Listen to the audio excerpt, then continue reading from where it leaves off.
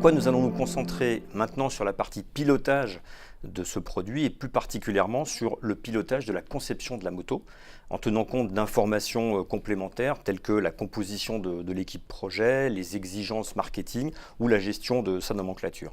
Donc notre première action va être de nous connecter en tant que chef de projet dans la 3D Experience Platform.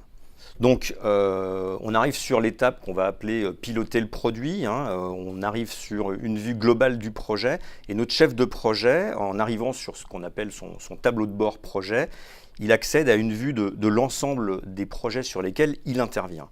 Il voit tout de suite l'état d'avancement de tous ces projets, mais aussi les différents livrables qui sont en attente ou sur les problèmes identifiés actuellement.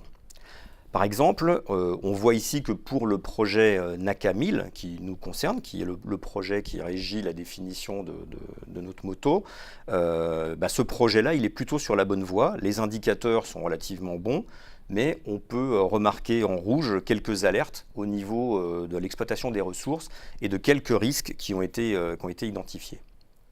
Par contre, sur un deuxième projet pour lequel le chef de projet intervient, le projet NACA 1900, ce projet est clairement plutôt dans le rouge à cause du planning et de problématiques de finances. Mais par contre, ce qu'on peut voir aussi, c'est qu'on a plus de disponibilité des équipes autour de ce projet. Donc, sans rentrer dans mes différents projets, sans avoir à collecter moi-même ces différentes informations et m'en faire une interprétation, mais j'ai une vue globale de l'ensemble de mes projets. On va faire maintenant un focus sur un projet en particulier. Dans la vidéo précédente, on s'était intéressé à la conception de la moto NACA 1000. On va maintenant rentrer dans ce projet. Donc, on arrive une fois de plus dans un premier tableau de bord qui nous montre une vue holistique, globale de l'état d'avancement du projet. On a différents indicateurs qui s'offrent à nous, comme l'état d'avancement, les tâches en retard par exemple. Et ce qu'on remarque directement, c'est que nous avons une personne qui est en surcharge. Donc c'est clairement identifié dans le tableau de bord du chef de projet. Et ça va nous permettre d'effectuer directement une action corrective dans le plan projet et d'anticiper tout retard du projet.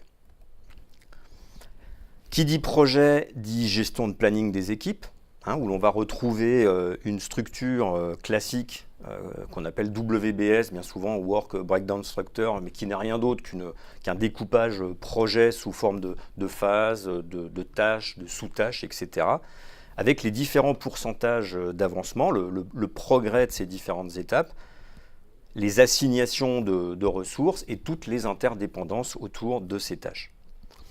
Ce découpage projet, on peut également l'obtenir graphiquement sous la forme d'un diagramme de Gantt, tout ce qui est de plus classique, qui parle beaucoup plus au chef de projet. Un diagramme qui est dynamique, qui est éditable, que le chef de projet va pouvoir faire évoluer directement, ce qui aura un impact, évidemment, vous l'avez compris, sur le diagramme WBS et puis sur l'avancement du projet.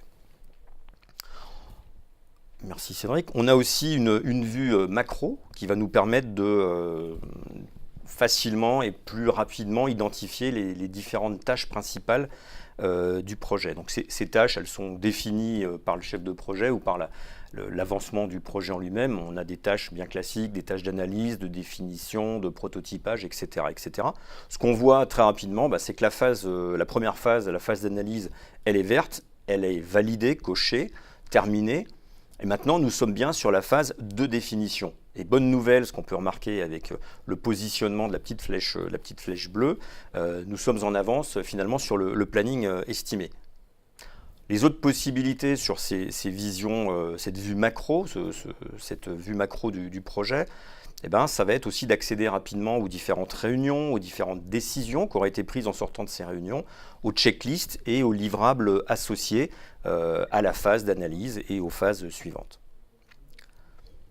Merci Cédric. Maintenant, si on revient sur la vue planning, où nous avions vu le découpage des actions, on va voir maintenant comment assigner à ces tâches, à ces actions, assigner des personnes en basculant sur la vue d'affectation. Voilà, la vue d'affectation, concrètement, c'est une matrice qui est définie par l'ensemble des tâches et l'ensemble des membres associés à notre projet. Là, le projet NACA 1000 en ce qui nous concerne, et qui peuvent être des membres de ma société, mais également des fournisseurs, des sous-traitants qui ont une entrée, qui sont définis dans le projet de la 3D Experience. Et d'ici d'un simple clic en tant que chef de projet, on va associer des ressources à des tâches, on peut retirer, désaffecter différentes ressources. Et on va gérer le taux d'occupation, le taux de charge de nos équipes de cette façon-là. De la même façon, maintenant, dans la vue d'allocation, nous allons allouer des charges de travail aux membres, aux différents membres qui composent mon projet, pour gérer leur temps d'activité sur le projet et éviter toute surcharge, évidemment. Voilà. Et maintenant, dans la partie exécution de notre projet, nous allons aussi pouvoir gérer ce qu'on appelle les problèmes et les risques.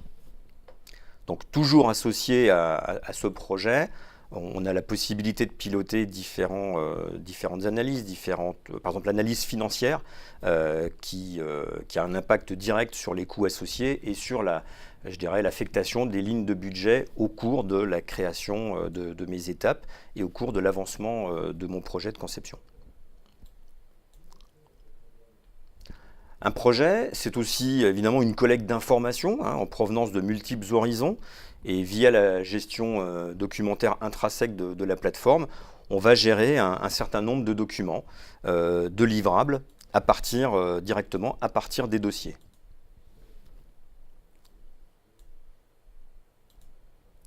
Voilà. Donc on va revenir maintenant sur la vue planification et sur la partie définition. Et sur les différentes tâches qui définissent, je dirais, les différentes étapes et les phases de construction de mon projet, on va y trouver également des livrables associés. Et dans les livrables associés, on a des documents qui viennent de toutes les directions et de tous les départements de l'entreprise.